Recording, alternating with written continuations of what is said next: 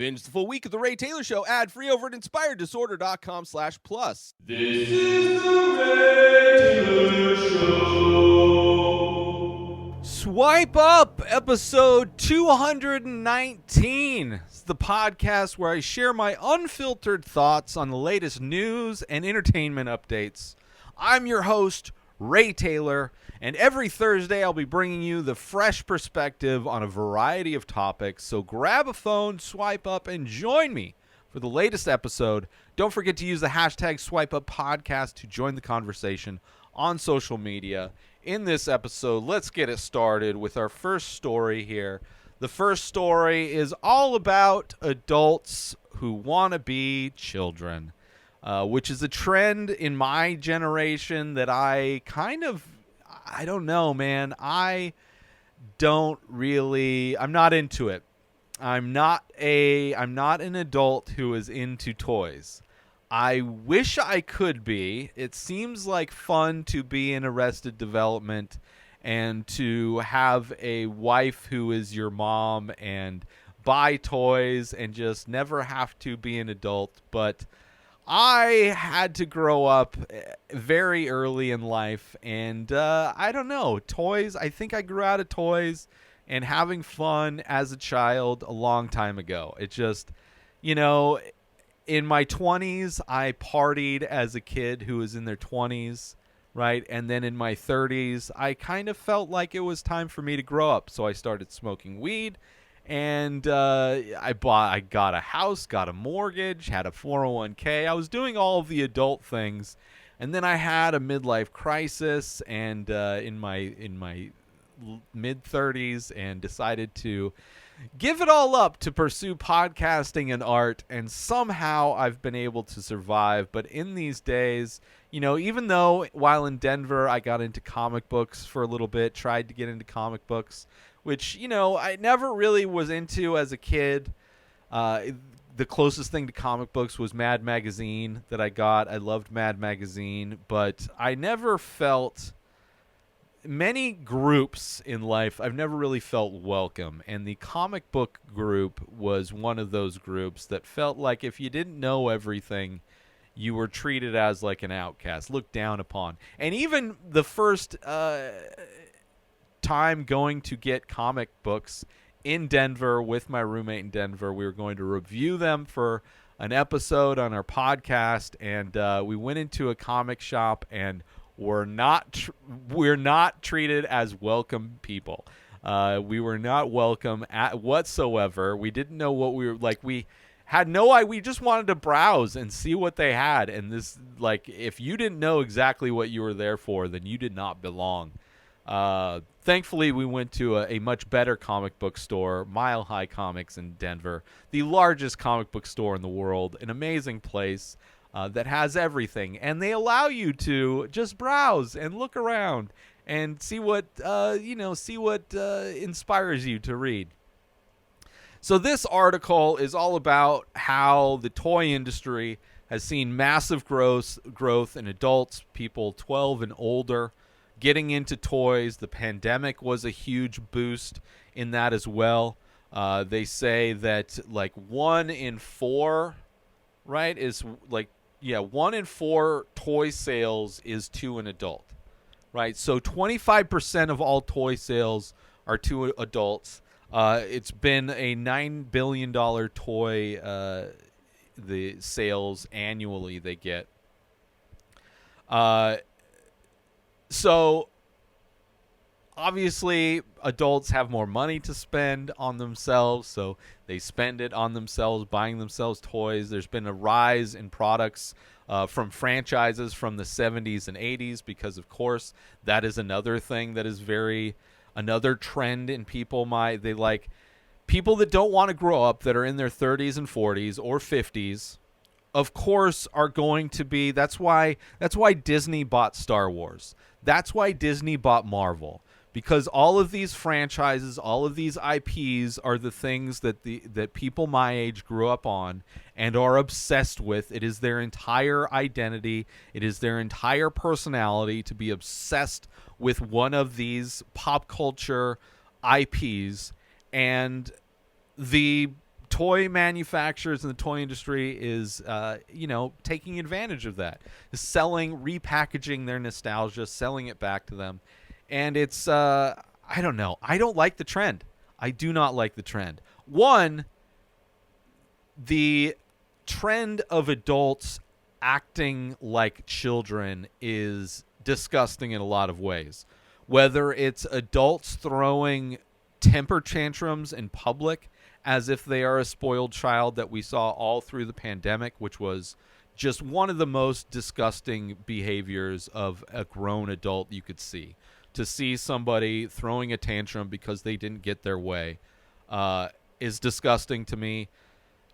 People that are obsessed with toys as an adult is kind of like, I don't know. It just it feels sad that these people are stuck in a childhood fixation in some way. And I get that it's a lot of fun for them. I think just for me, life has been so not fun, because I had to grow. I didn't get the opportunity to pretend to be a child while I was a child a lot of the times. So, like, to see people act immature and then they usually have wives that are basically their moms. It's just mind-blowing that is like so trendy in our culture, right? Which in some ways I feel like I agree on some level with the conservative nature that a lot of adults are kind of soft.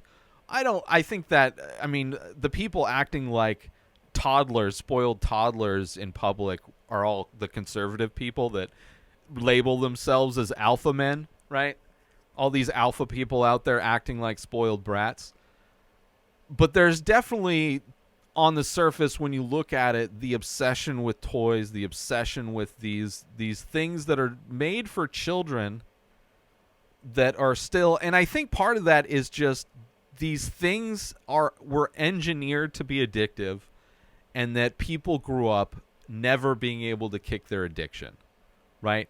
Or maybe, I'm sure a lot of them grew up maybe like me, who weren't able to have childhood, so now as an adult they can afford to live this life. Maybe if I had a lot of expendable income, I would invest in play toys, but I don't have time to be playing. Like, even video games, at a certain point in my 30s, I was using my Xbox to play Netflix. And I had to have an Xbox subscription to be able to use Netflix, which didn't make any sense. So I got rid of my Xbox. And not until like a couple years ago, where I found out that I could get Call of Duty on my cell phone and play that, and I got a little controller for it, which one of my favorite games was that type of first-person shooter, like Call of Duty or Medal of Honor was one of those games that I enjoyed playing. And so the closest I get to being able to relate to these kidults, as this article labels them as, is the fact that I still play a video game now and then. I play the Royal Rumble. Not Royal Rumble. What is it called? It's God. It's the thing where you're on an island and it contracts, and there's a movie based on the name of that, which is I don't know, but I'm sure people know what I'm saying. My brain is not like, I go on these tangents, and my brain is not equipped to give me the information I need. But that's the closest thing I get. I'm not into Disneyland, have zero idea. I have friends that are obsessed with Disneyland. I have friends that are obsessed with Star Wars, Marvel. I look down on all of them. I think it's childish. I don't get it. For me, I don't get any of it, right? Only recently, in addition to playing Call of Duty, I guess getting back into like Christmas movies this time of year is kind of the closest thing where I'm like, oh, that nostalgia of, enjoying Christmas. So I kind of, on some level, but not like, it's like so many people, like it's their identity. Like they are a Star Wars fan, right? Like everything is themed around Star Wars in their life. Or Harry Potter is, which is probably a generation after mine, even though I have friends my age that are super into Harry Potter too, right? It becomes like their personality, their identity to just be obsessed with this thing. And despite enjoying some of those things, I like the Harry Potter franchise. I think it's one of the best franchises. I think it's better than the Star Wars franchise. I enjoy some of the Star Wars movies. I think in general they're pretty bad. They have their consistency is pretty horrible. There's some really bad movies in that franchise.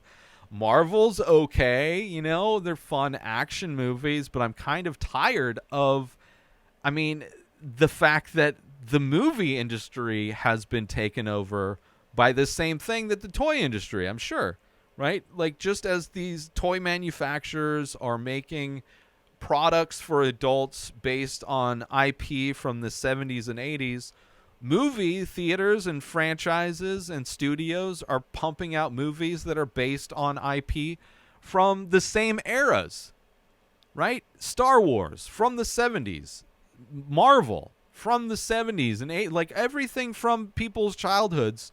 These companies are just DC, all these things are just like, let's just regurgitate all of these things because there's nostalgia tied to it, and there's a trend in adults where they don't want to grow up, right? This Peter Pan syndrome or whatever. It's crazy. It's definitely crazy. And this article goes on to talk about how during the pandemic there was a decline, and then of course inflation was hurting them, but they increased prices, and that was able to level out for them. And it just goes on to say that how big of a chunk, 25% of the toy industry is for adults. And there's some things like, obviously there's a huge surge during the pandemic. There was a huge surge in board games and puzzles and play sets and all of these things, which I can understand if, a lot of people stuck at home wanting to fill their time with something. Maybe they've never had to fill their time as an adult because they've spent their life working, and the only things they remembered when they were home and had time to play around were toys. So I'm sure people got like Lego sets and action figures, and board games is, an industry that's huge, well outside of just children's board games. So that I kind of understand. That's a communal thing. People get together, have board game nights, have game nights or whatever, play games. I remember doing that stuff, but those weren't child games, I guess you could, Trivial Pursuit, you could play as a kid, but, as far as the other stuff like Batman, like people's identity is Batman. They just own Batman stuff. In a similar way with, growing up, a lot of people's identity was Nightmare Before Christmas. It's just weird to... I've never understood being a fan of something that much to where it encompasses your entire life. It feels cultish. It feels very similar to religions in a lot of ways. Like people are just devout fans of a thing and will defend it. We saw that with DC movies. We saw that with the Snyderverse, right? Somebody that I think is not a good storyteller, not a good director. I do not enjoy the majority of films that Zack Snyder makes. I don't think they're very good. But he has very loud, devout fans that will complain so much, so loudly online that they'll convince a studio to allow him to redirect a movie that did horribly. Right? And they framed it as a recut, like it was a re-edit, the Snyder cut. But it wasn't a cut. It was he filmed so much more. Like it was a remake, a reboot almost of that movie. It's just insane. it's that level of like just blind devotion to a thing is kind of nuts.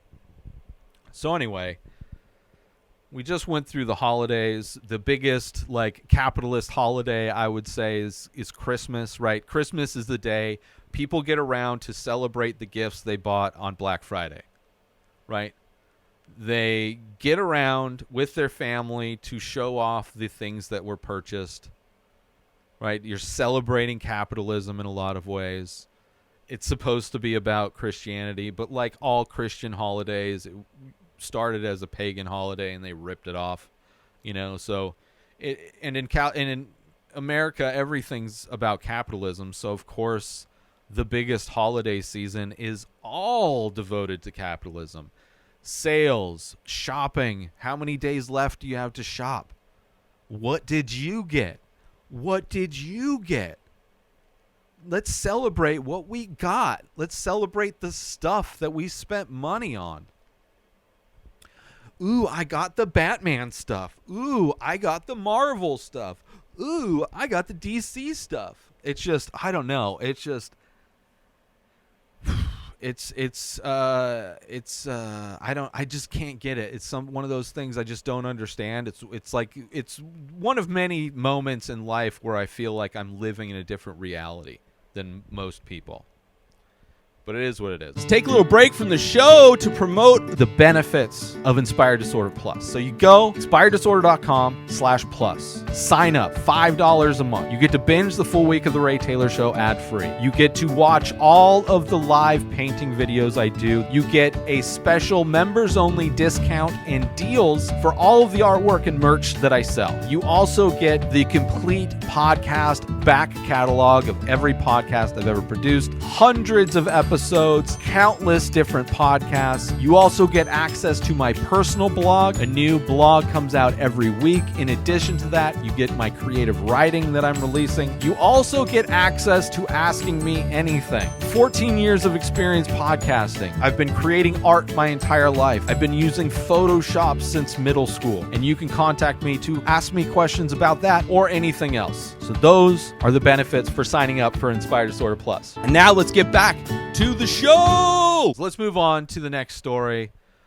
This next story is kind of crazy, dealing with the movie industry. I remember when this story first came up, there was the movie Yesterday that came out. It was a Universal movie. Came out. The trailer came out for it, and the trailer featured the actress Ana de Armas.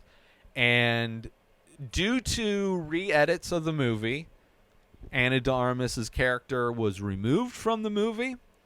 And because the trailer advertised a product, a movie that did not feature the actress that was in the trailer, there were fans of hers that were upset, and they sued. So this lawsuit went through. A U.S. district judge ruled that movie studios can be sued for false advertising, basically false advertising in a trailer, right? You can't put a trailer out that says you have an actress in it that doesn't appear in the movie, which is kind of good. Anytime corporations get punished for doing unethical things, I don't know how unethical this is.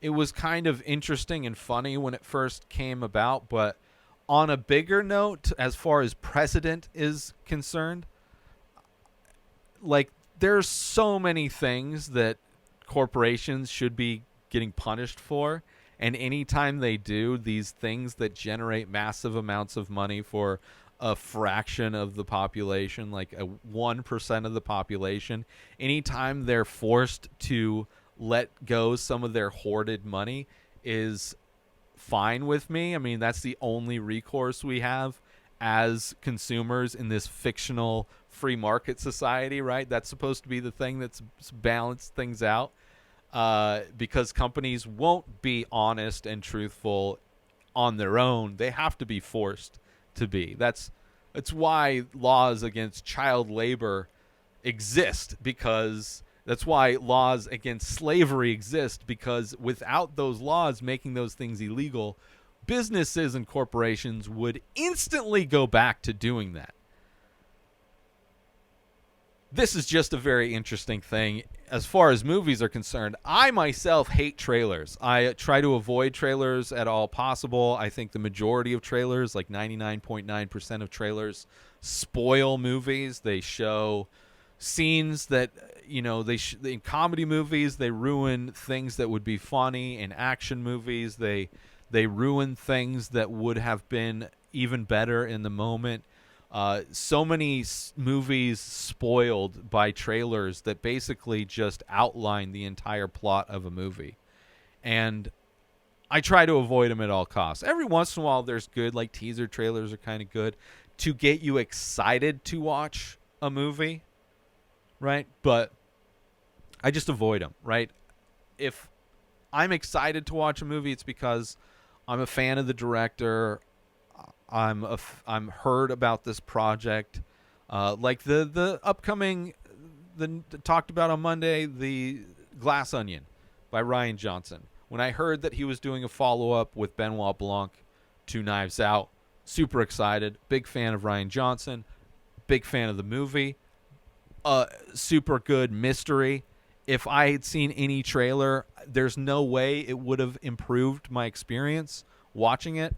I watched it completely blind, didn't know anything about it other than, I see cast stills. I knew some people in the cast. I saw some imagery, see kind of where the movie takes place, things like that. But avoiding as much as possible because it's a better experience. I'd rather be surprised. I'd rather go in blind to a movie and be surprised than go in knowing beats that are going to happen, knowing where this movie is going to take me, right? I'd rather be in the moment.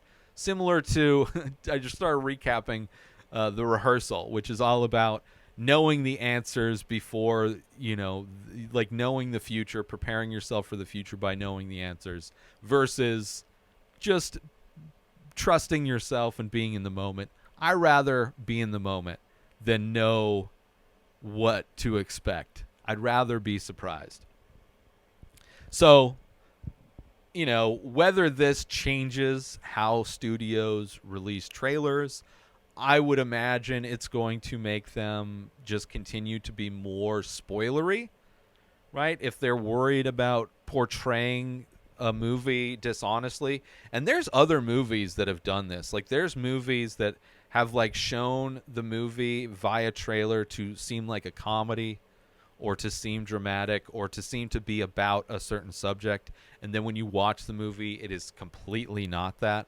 Offhand, I'm not remembering any examples, but I know that's happened, right? Nothing necessarily to the extent of an actor no longer being there, but I'm sure that's existed as well. I remember I was a projectionist at a movie theater from the years of 99 to 2003.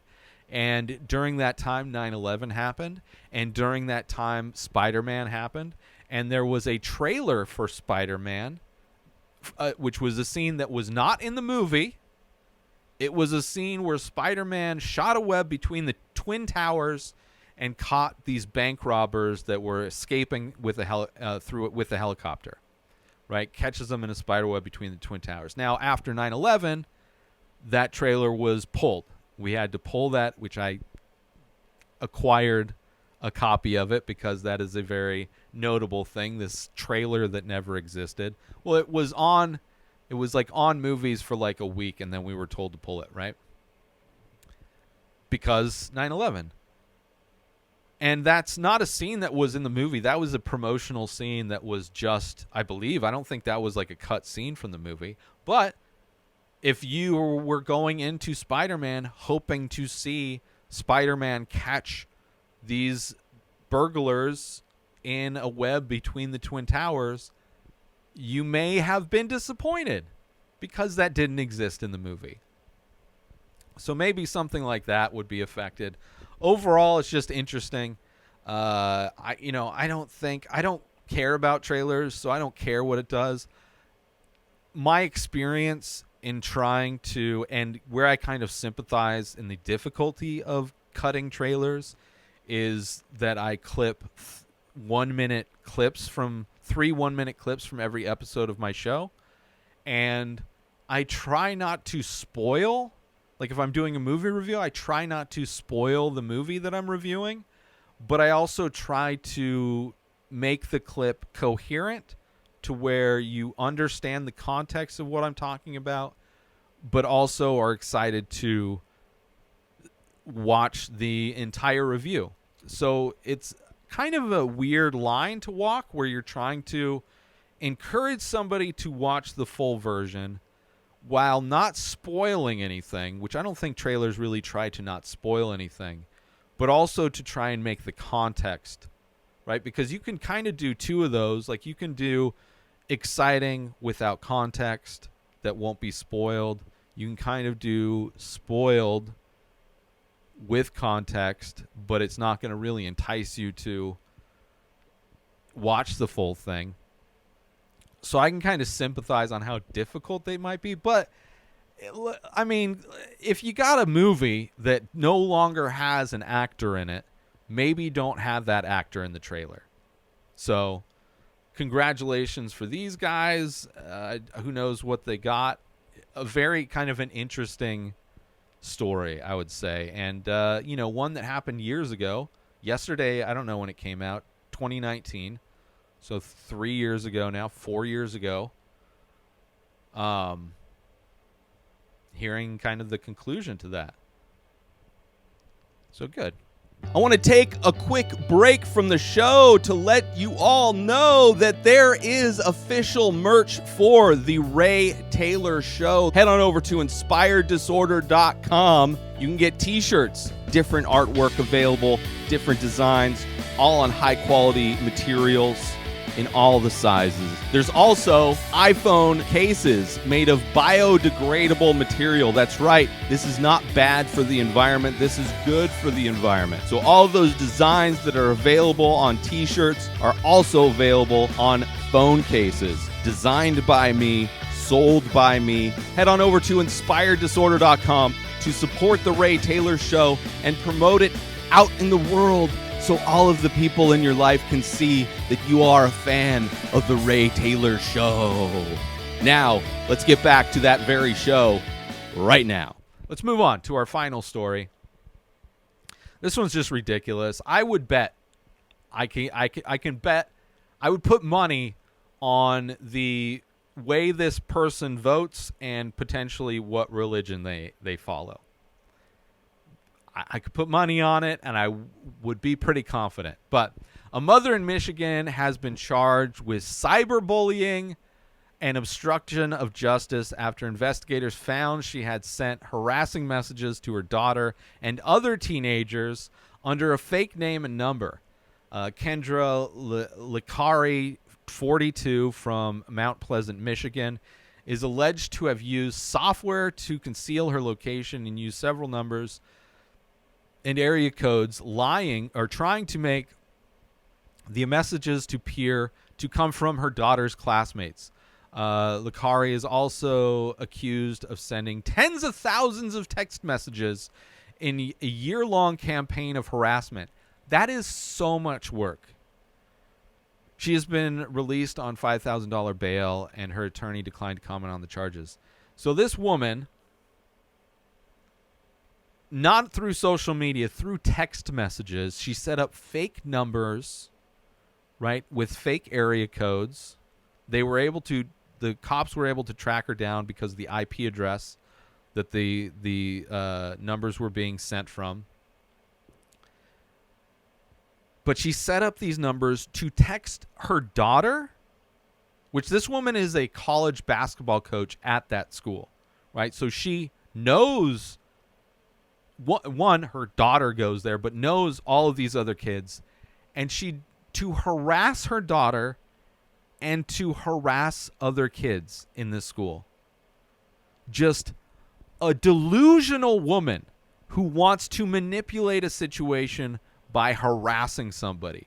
Now, I know it may be unfair for me to guess the political persuasion of somebody that might do something illegal in order to coerce and harass and cause harm to somebody who is innocent especially to show, probably to prove a point to her daughter, to get her daughter to do something that she wants her to do or not do without like passively aggressively doing it.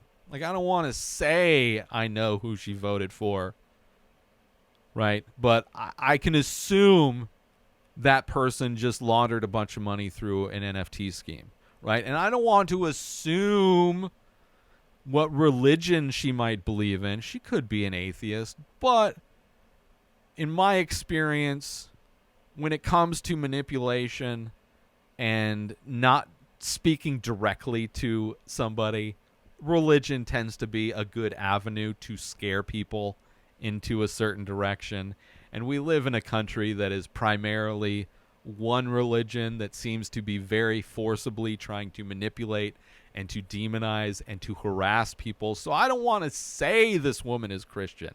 I don't want to say it. But if I had money to put down and somebody was taking bets, I would easily, comfortably bet on not only her political persuasion, but also her religious beliefs. I'm just saying. She you know, she walks like a duck. She talks like a duck. I'm pretty sure I know she probably, you know, I don't know, probably complains about cancel culture. She might be complaining about how soft kids are these days. You know, there's a lot of arguments. I could hear a person that might be accused of harassing yearlong hundreds. Listen, there's in the discovery. Hold on. Where is it? There were pages. So here, law enforcement claims they tracked down Lindsay through IP address attached to messages, and they have uncovered hundreds of pages of hateful and harassing messages. Hundreds of pages. Hundreds. That's not even hundreds of text messages. That's hundreds of pages of text messages. That is an insane person. I feel so bad for her daughter. I hope she gets jail time. Right? She needs to be punished. The fact that she's out on $5,000 bond right now is like, okay, good for her, whatever. Hopefully these kids, maybe they can live with their dad. I don't know. That is a fucked up situation, right? It's messed up that people are using technology to harass students as is. The amount of harassment you have to deal with your peers is enough. But let alone an adult, even more so your mom, not only harassing you, but other people you go to school with, right? That is disgusting behavior. Absolutely disgusting behavior, right? And she worked at the school, basketball coach at the school, right? Not to say people of that persuasion are also super into sports. I'm not saying, but, you know, she's checking off a lot of boxes. And it's insanity, man. It's insanity. It started in 2021, right? During a pandemic. During a pandemic. Right? I guess just going back to school, right? She spent a year with her daughter at home, homeschooling. Schools open up, and her mom's like, I know what I'm going to do. I'm going to harass her and everybody else. And I'm going to go through the effort to set up fake numbers, fake area codes, and I'm going to produce over this next year hundreds of pages. Like, if she had put that energy into a book, she could then sell that book on Amazon, right? That is more work than most authors do, I would say, in a year. Not to talk shit to authors out there, but I know the creative person, procrastination, it's tough. I get it. But, like, this is an insane drive to produce hundreds of pages of harassing messages for your daughter and her classmates. Like, this sort of stuff is why a lot of people commit suicide. Like, what would have happened if her daughter or somebody else tried to commit suicide because of these harassments, right? What kind, like, whose lives has she ruined with these things? That this grown adult, right? I wonder what kinds of toys she has at home, right? This grown adult acting like a horrible teenager. Like one of the worst people to exist as a teenager in your school, and it's your mom, who is a grown adult, 41 years old. 42, 41? How old is she? 42. My age. Just disgusting.